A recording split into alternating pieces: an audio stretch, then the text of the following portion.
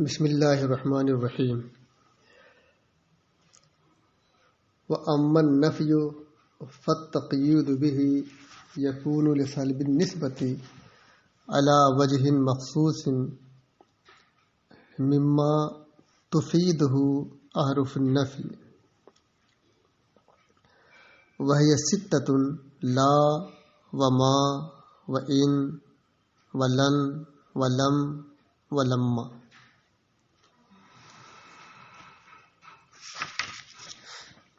یہاں پر نفی کے ذریعے حکم کو مقید کرنے کا فائدہ بیان کر رہے ہیں۔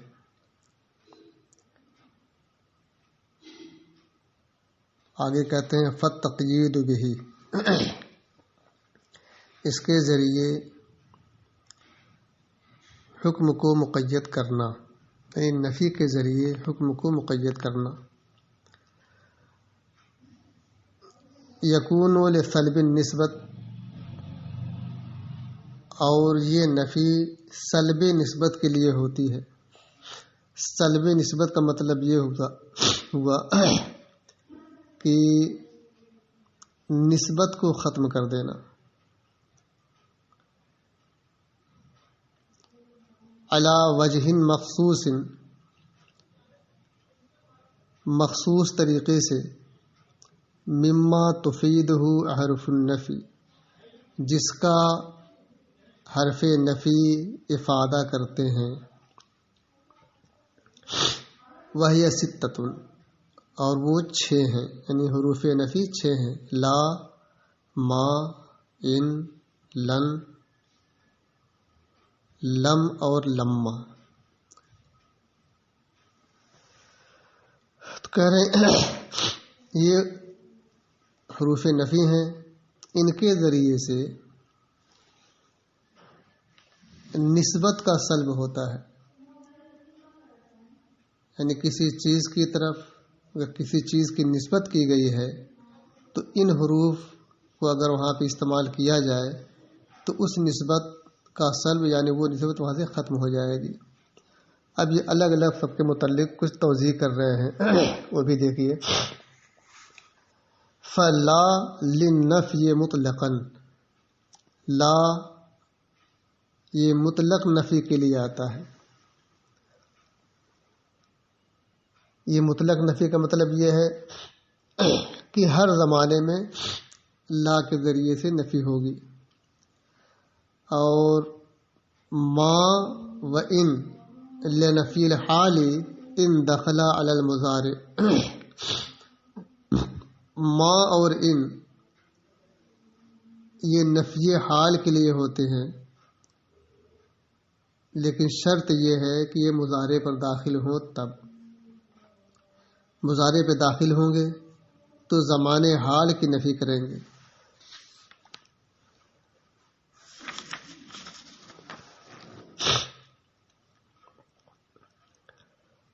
جیسے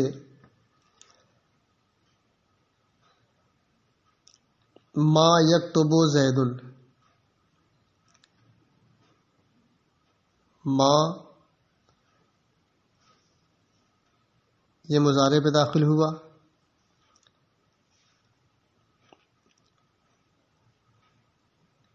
اس لیے حال کی نفی کر رہا ہے۔ مانا ہوا زید نہیں لکھ رہا ہے۔ ایسے ہی ان ہے، اس کی مثال دیکھیے، ان یتلو زید القرآن، یعنی زید قرآن کی تلاوت نہیں کر رہا ہے۔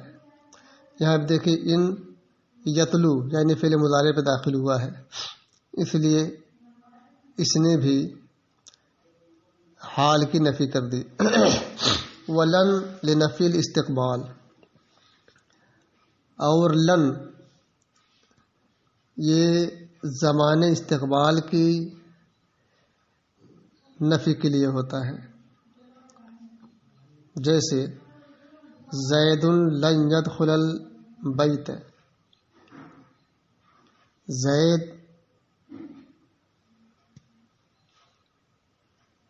گھر میں ہرگز داخل نہیں ہوگا۔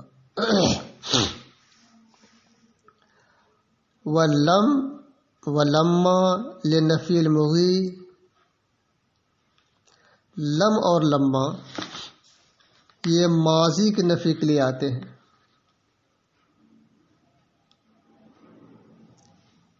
جیسے زید لم يدخل البیت، ماضی کے لیے ہوا، اور ایسے ہی زید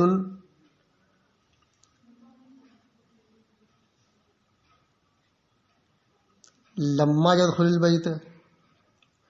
یا ایک مثال اور دیکھیے، ندم زید ولما ينفعه الندم، ندم زید ولما يدفعه الندم، زید نادم ہوا اور ندامت نے اسے اب تک فائدہ نہ دیا۔ یہ دونوں کی مثال ہوئی۔ اب آگے تھوڑی سی توضیح کر رہے ہیں، دیکھیے، الا انہ بلما ينصحب علی ضمن التکلم، مگر یہ کہ لما کے ذریعے سے جو نفی ہوتی ہے وہ زمانے تکلم تک دراز ہوتی ہے،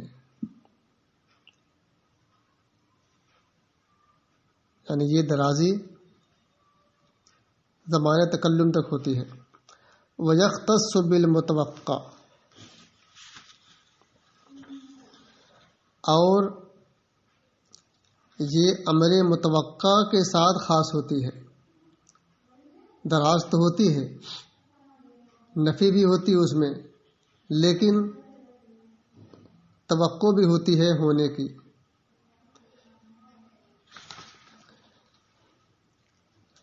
جیسے ایک مثال میں نے دی تھی، جا زید ولما يدخل البیت،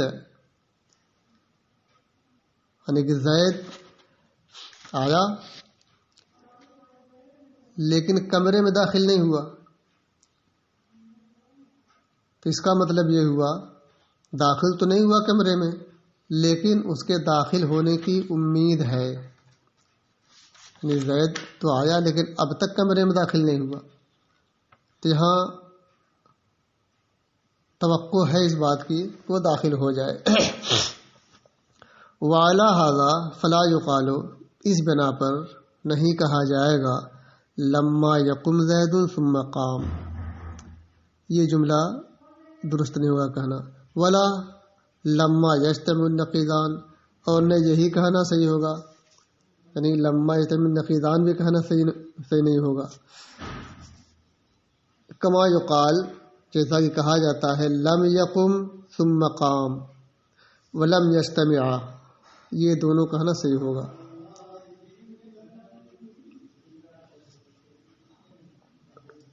لم یقم ثم قام، وہ نہیں کھڑا ہوا پھر کھڑا ہوا، ٹھیک ہے ایسا کہنا۔ ولم یجتمع، وہ دونوں اکٹھا نہیں ہوئے، ٹھیک ہے۔ فلما فی النفی تقابل قد فی الاثبات، اب ایک افادہ کر رہے ہیں، کہہ رہے ہیں کہ نفی میں لما جو کام کرتا ہے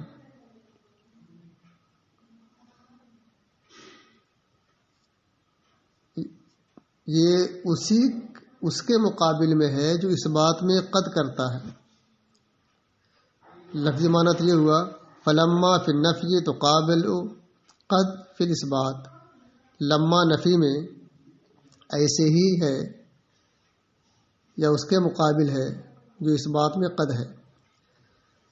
قد کا مطلب یہ ہوا کہ جب قد داخل ہوتا ہے فعل ماضی پر تو اس کو حال کے قریب قریب کر دیتا ہے، یعنی زمانے تکلم تک کو پہنچا دیتا ہے۔ جیسے قد نصر، مانا ہوا اس نے مدد کی ہے، اور ایسے ہم یہ کہیں کہ لم ینصر، لما ینصر، اس کا معنی وہ اس نے مدد نہیں کی ہے۔ تو جس طرح قد نے زمانہ تکلم تک پہنچا دیا، ایسے ہی لما بھی نفی میں آ کر اس نے زمانہ تکلم تک پہنچا دیا۔ وہی کہہ رہے ہیں کہ جو کام اس بات میں قد کرتا ہے ایسے ہی نفی میں لما بھی وہی کام کرتا ہے۔ وحینئذ یکون منفیھا قریبا من الحال، تو اس وقت اس کا نفی والا معنی یہ حال کے قریب ہو جائے گا۔ فلا یصح لما یجیء محمد فی العام الماضی، تو لما یجیء محمد فی العام الماضی یہ کہنا درست نہیں ہوگا کہ زمانے ماضی میں محمد اب تک نہیں آیا، اس کا مطلب نہیں ہوا، تو یہ کہنا درست نہیں ہوگا۔ یہ تو آپ کے نفی کی بحث ختم ہوئی۔ اب اس کے بعد ہے توابع۔ دیکھیے وَأَمَّا التَّوَابِعُ فَالتَّقْیِیدُ بِهَا یَکُونُ لِأَغْرَاضِ الَّتِی تُقْصَدُ مِنْہَا، کریں توابع سے بھی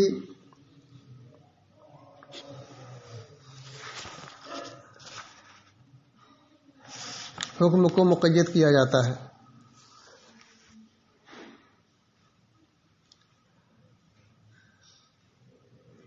یکون لاغراض التی تقصد منہا،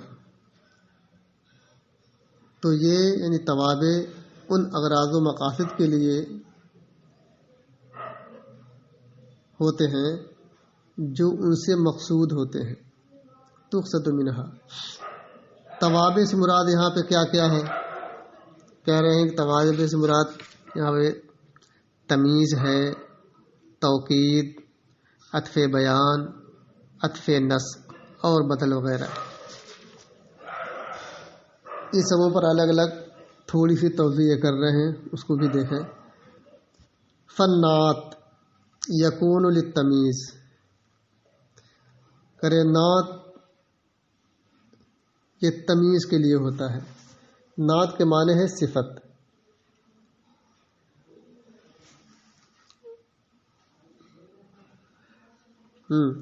تمیز کے معنی ہوا ایک چیز کو دوسری چیز سے ممتاز کر دینا، جدا کر دینا۔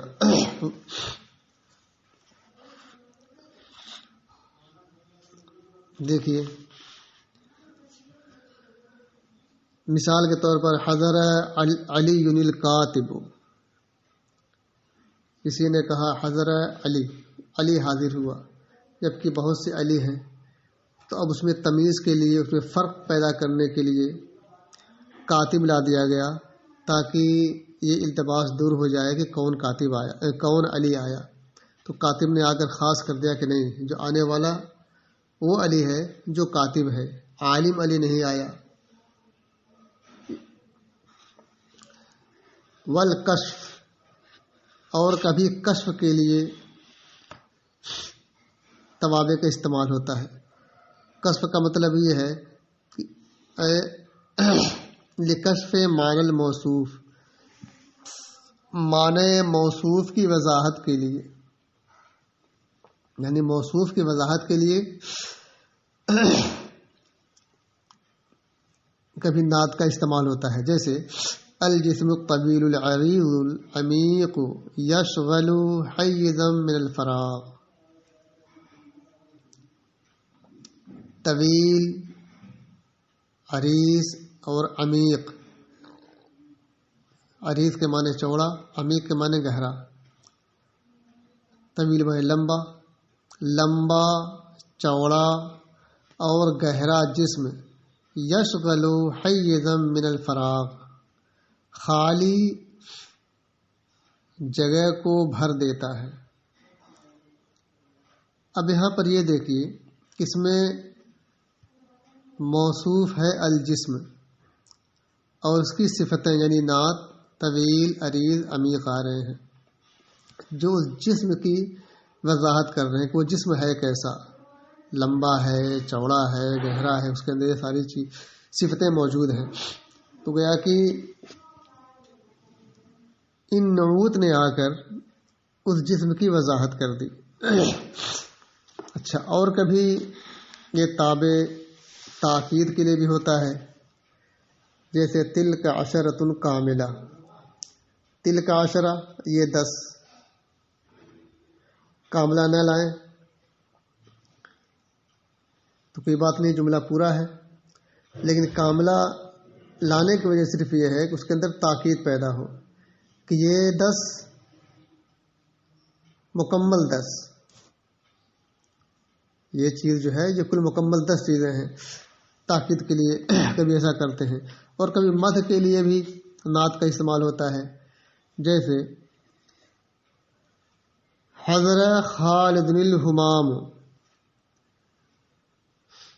سردار خالد حاضر ہوا. یہاں دیکھیے خالد کی صفت ہمام آئی ہے، تو یہ گویا کہ اس کی عظمت اور رفعت بیان کرنے کے لیے. ظاہر بات ہے عظمت و رفعت میں تعریف ہوتی، مدح ہوتی ہے. اور کبھی ضم کے لیے بھی ہوتا ہے، اس کی مذمت کرنے کے لیے.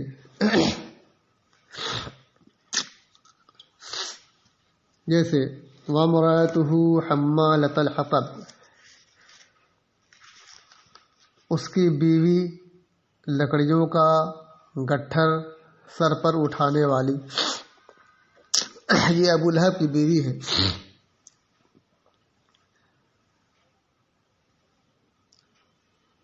تو یہاں پر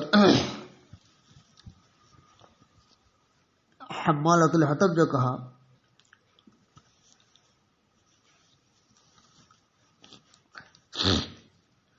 یہ اس کی مذمت کے لیے.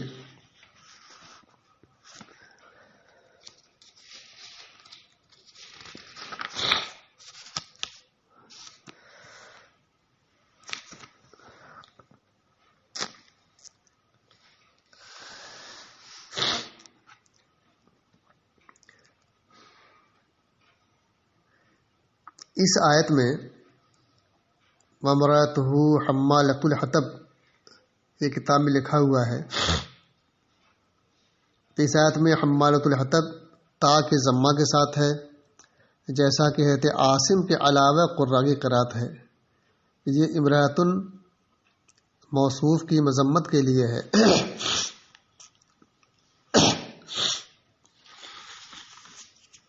اچھا، اور آگے دیکھیے والترحم،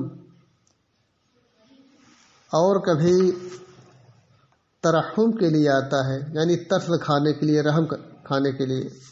جیسے احسن الی خالد المسکین، مسکین یعنی لاچار خالد کے ساتھ بھلائی کر. تو ظاہر بات ہے اگر احسن الی خالد کہہ دیں تب بھی جملہ پورا ہو جائے گا، لیکن اس کے اندر ترحم کا معنی نہیں آئے گا. المسکین نے لا کر اس کو ترحم کے معنی میں کر دیا، تو گیا کہ خالد کی صفت مسکین یعنی نعت مسکین ہے. تو یہ نعت جو استعمال ہے لفظ مسکین کی صورت میں، یہ ترحم کے لیے ہے، یعنی ترس کھانے کے لیے. یہ آپ کے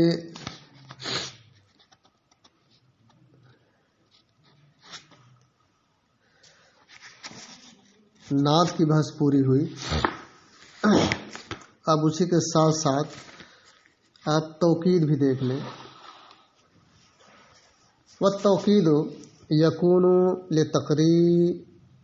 للتقریر ودفع توہم التجوز او السہو او عدم الشمول نحو زارن الامیر نفسہ وسلم الجیش عامتہ.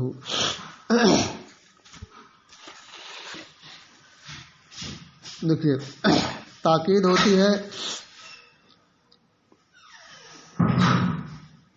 تقریر حکم کے لیے، یعنی حکم کو پختہ کرنے کے لیے. ودفع توہم او السہو او عدم الشمول، اور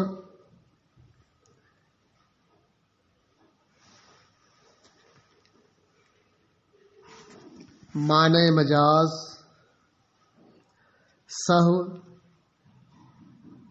یا عدم شمول کے وہم کو دور کرنے کے لیے.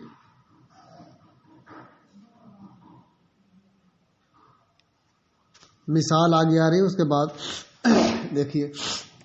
مثال ہے زارن الامیر نفسہ، خود امیر نے مجھ سے ملاقات کی. اب یہاں پر دیکھیے، سب سے پہلے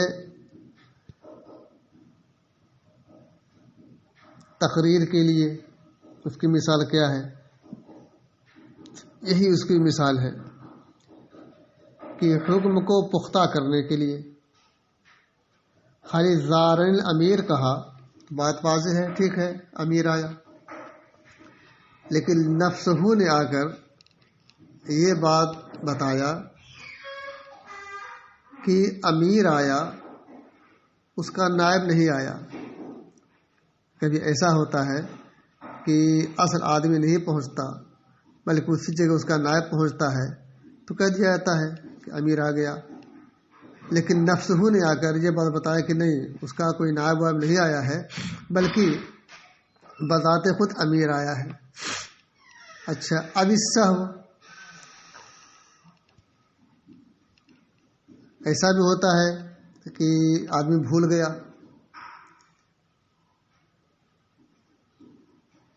تو اس کے لیے کہہ رہے ہیں کہ نہیں، یہ نفسہ نے آ کر اس کو بھی ختم کر دیا.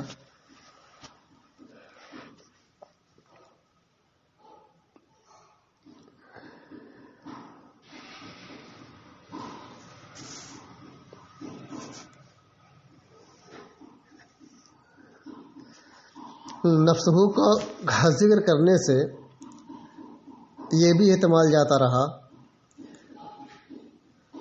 جو سہو امکان کا تھا کہ ہو سکتا ہے امیر کا لفظ متکلم سے سہون سرزد ہو گیا ہو، تو نفسہ نے آ کر اس کو بھی دور کر دیا کہ نہیں، سہون نہیں ہوا ہے بلکہ قصدن کہا گیا ہے. اور ایک ہے عدم شمول، اس کی مثال ہے سلم الجیش عامتہ. صرف سلم الجیش کہا تو مانا ہوا کہ لشکر محفوظ رہا. تو مخاطب یہ بھی سوچ سکتا ہے کہ نہ جانے پورا لشکر محفوظ رہا یا اس میں سے کچھ محفوظ رہا، باقی ہلاک ہو گئے. تو عامتہ نے آ کر یہ بتایا کہ نہیں، پورا کا پورا لشکر محفوظ رہا. تو گویا کہ جو عدم شمول ہونا تھا وہ بھی ختم ہو گیا. یعنی شمول، ہاں، جو عدم شمول تھا کہ کچھ شامل ہیں کچھ شامل نہیں ہیں، اس کو بھی یہاں پر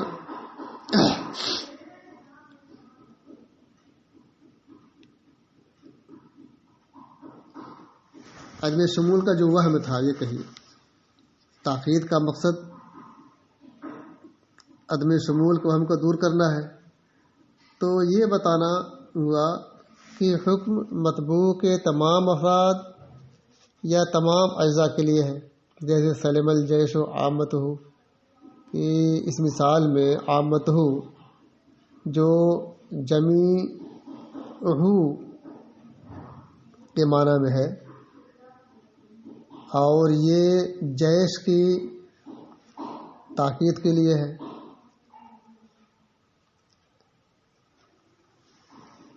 تو اس سے یہ پتہ چلا کہ سلامتی کا حکم لشکر کے ہر فرد کے لیے ہوا. تو گویا کہ عامتہ نے آ کر یہ بتا دیا کہ نہیں، سارا کا سارا لشکر محفوظ ہے.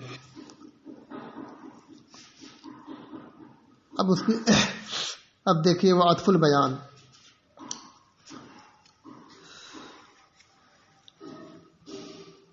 یکون لمجرد التوضیح، یہ صرف توضیح کے لیے ہوتا ہے. جیسے اقسم باللہ ابو حفص عمر، ابو حفص عمر نے اللہ کی قسم کھائی۔ یہاں پر کیا ہے کہ اقسم ابو حفص نے قسم کھائی، تو ابو حفص یہ کنیت ہے، کسی کی بھی ہو سکتی ہے۔ تب یہاں پر یہ شبہ ہوا کہ کون ابو حفص، تو عمر نے آ کر اس کی وضاحت کر دی کہ ابو حفص یہ عمر ہے اور کوئی نہیں ہے۔ او للتوضیح مع المدح، یا کبھی توضیح مع المدح کے لیے ہوتا ہے، یعنی توضیح بھی ہوتی ہے اور ساتھ ساتھ مدح بھی، جیسے جعل اللہ الکعبۃ البیت الحرام قیاما للناس، اللہ تعالیٰ نے حرمت والے گھر کعبہ کو بنایا قیاما للناس، لوگوں کے قیام کے لیے، لوگوں کے قیام کا باعث بنایا۔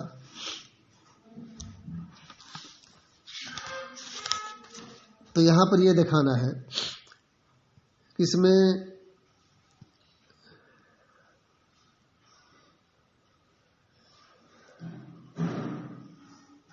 البیت الحرام یہ ایک تو مدح کے لیے ہوا کہ حرمت والا گھر، یہ کعبہ کی مدح ہوئی، اس کے ساتھ ساتھ اس کی وضاحت بھی ہو رہی ہے کہ یہ کعبہ یہ کیا ہے، یہ حرمت والا گھر ہے۔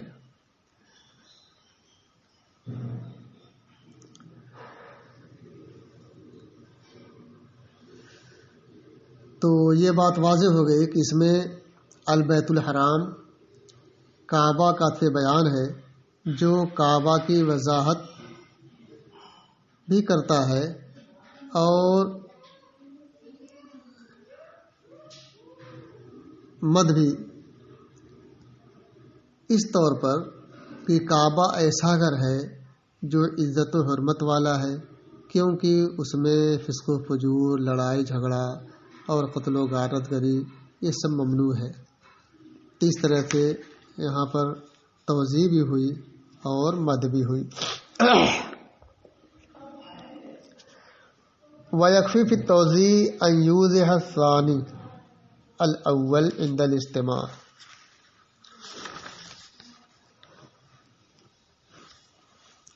اور توضیح میں اتنا کافی ہے کہ اجتماع کے وقت ثانی اول کی وضاحت کرے، ان یوضح الثانی الاول، ثانی اول کی وضاحت کرے، وَإِن لَّمْ يَكُنْ أَوْضَحَ مِنْهُ، اگرچہ منہ عند الانفراد، اگرچہ انفراد کے وقت وہ اول سے واضح تر نہ ہو، جیسے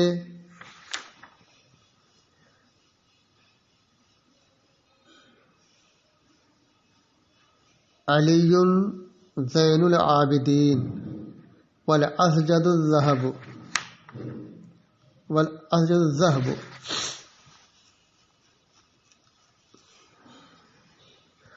تو یہاں پر یہ دکھانا ہے کہ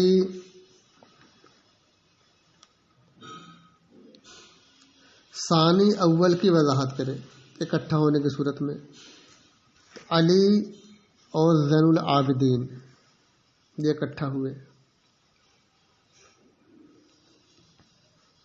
تو علی سے مراد یہاں پر زین العابدین آنے کی صورت میں، علی تو کوئی بھی ہو سکتا ہے، لیکن زین العابدین نے آ کر یہ بتایا کہ یہ اور علی نہیں ہے، بلکہ یہ علی وہ ہے جو زین العابدین کے نام سے جانے جاتے ہیں، یعنی علی ابن حسین ابن علی۔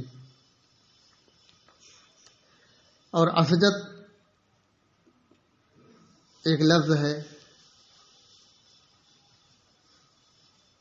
جس کا معنی سونا ہوتا ہے، تب اسجد لکھ کر، چونکہ یہ زیادہ واضح لفظ نہیں ہے اس لیے اس کو الذهب سے توضیح کر دی، اس کو آگے لا کر عطف بیان کے طور پہ۔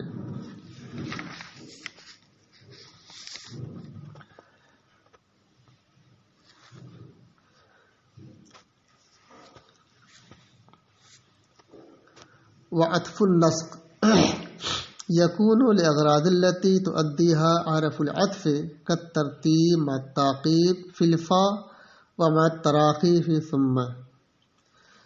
اچھا، اور عطف نسق کا مطلب ہوا عطف بالحروف۔ کہہ رہے ہیں کہ یکون للأغراض التي تؤديها عرف العطف، یہ عطف نسق ان اغراض و مقاصد کے لیے ہوتا ہے جنہیں حروف عطف ادا کرتے ہیں۔ کالترتیب مع التعقیب، جیسے ترتیب مع التعقیب فا میں، ومع التراخی فی ثم، یعنی ترتیب مع التعقیب فا کے اندر اور ترتیب مع التراخی ثم کے اندر۔ مطلب یہ ہوا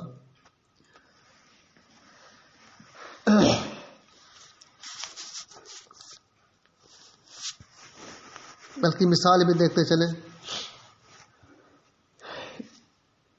ایک مثال ہے قام زید فعمر،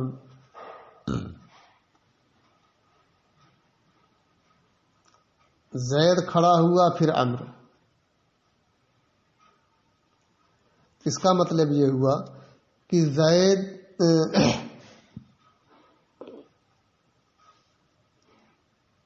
کے بعد فوراً عمر کھڑا ہوا۔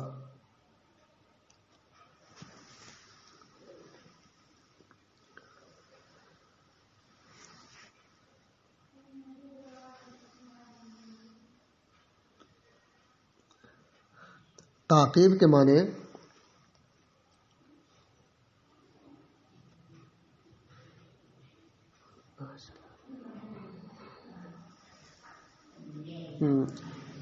کہ بالکل متصل اس کے ساتھ کام ہو، اس کے اندر بیچ میں وقفہ نہ ہو۔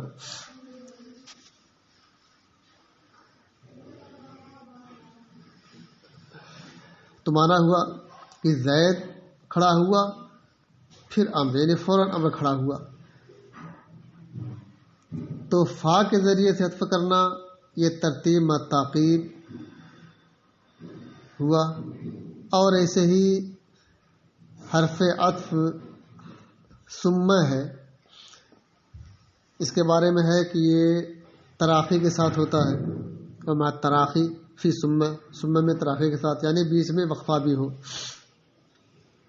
جیسے دخل زید ثم بکر، یعنی پہلے زید داخل ہوا پھر بکر۔ تو یہ مطلب ہوا کہ زید کے کچھ دیر کے بعد بکر داخل ہوا، بکر آیا، لہذا ثم کے ذریعے عطف کرنا یہ تراخی کا فائدہ دیتا ہے، یعنی کچھ وقفے کے بعد اس کا آنا۔ اب ایک آخری بحث یہ دیکھ لیجئے، والبدل، یعنی توابع کی آخری بحث۔ یکون لزیادہ تقریر والایضاح، یہ زیادہ تقریر اور ایضاح کے لیے ہوتا ہے۔ تو زیادہ تقریر اور ایضاح،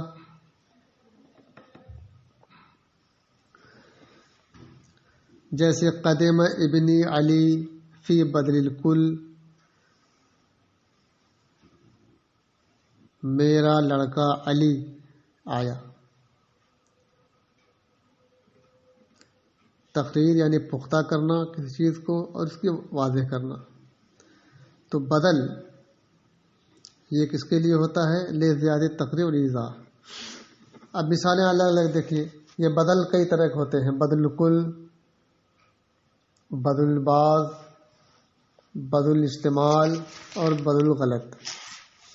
لیکن یہاں پر بدل الغلط کو نہیں لیں گے، اس لیے کہ اس کا کوئی بلاغت میں کردار نہیں ہوتا، اس لیے اس کو چھوڑ دیا ہے اور باقی پر گفتگو کر رہے ہیں، بلکہ باقی کی مثالیں دے رہے ہیں۔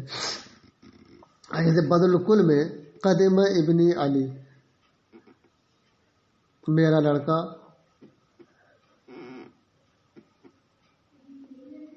علی آیا، تو ظاہر سی بات ہے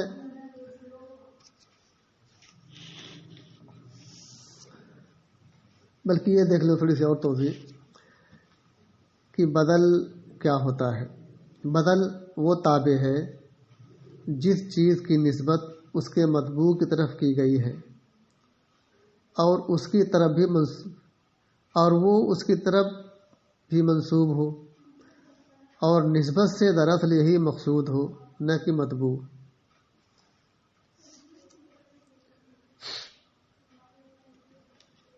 جیسے جاء زید اخوک میں اخوک، ایسے ہی قدم ابن علی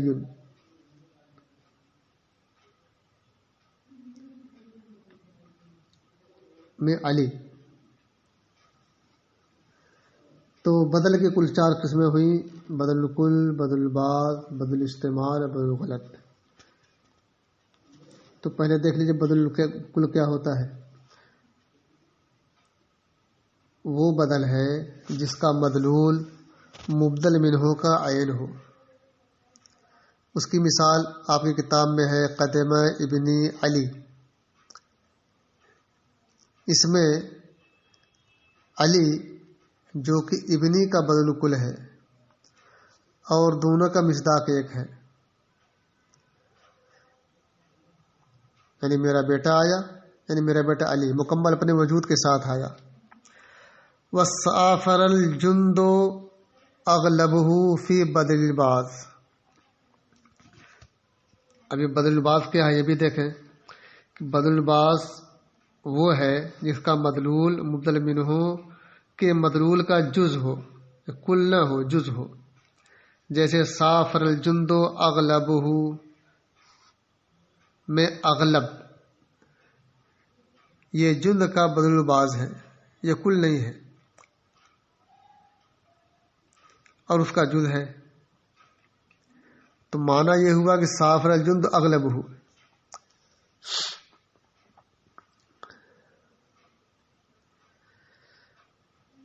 یعنی لشکر کا بیشتر حصہ آیا، یعنی پورا لشکر نہیں آیا، بیشتر حصہ آیا۔ تو اس کا مطلب یہ ہو کہ بعض حصہ آیا یہ۔ اور بدل استعمال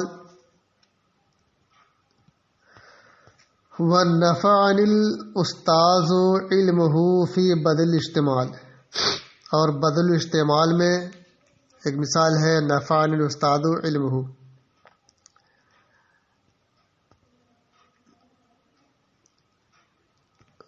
کہ مجھے استاذ کے علم نے نفع پہنچایا۔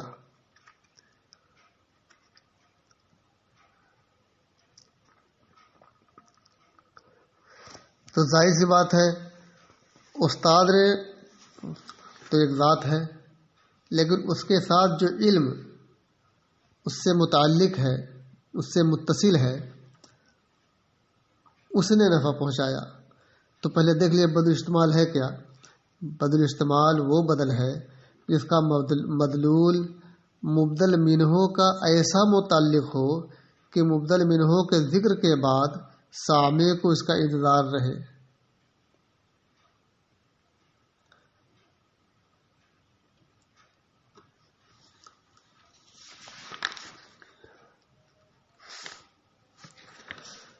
تو ظاہر سی بات ہے یہ علم جو آیا ہے یہ استاد سے متعلق چیز ہے۔ تو نفع الاستاذ علمہ میں جو علم ہے یہ بدل استعمال ہے، یعنی استاد کے علم نے نفع پہنچایا۔ اس طور پہ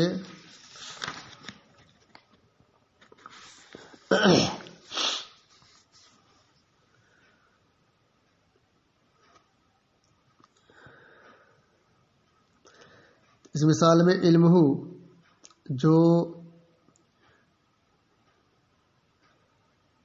جو بدل ہے وہ استاد مبدل منہ کی اچھی طرح وضاحت کر رہا ہے، کیونکہ مبدل منہ بدل پر اس حیثیت سے مشتمل ہوتا ہے کہ وہ بدل کی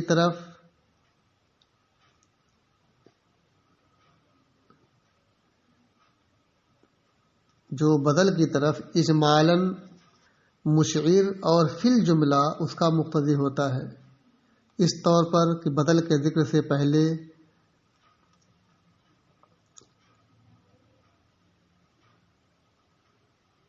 اس چیز کا طالب اور شائق ہوتا ہے کہ کلام سابق جس کا مقتضی ہوتا ہے، لہذا وہ ایسا ہے کہ گویا ایک بار اجمالاً ذکر کیا گیا، پھر وہی دوبارہ تفصیلاً ذکر کیا گیا۔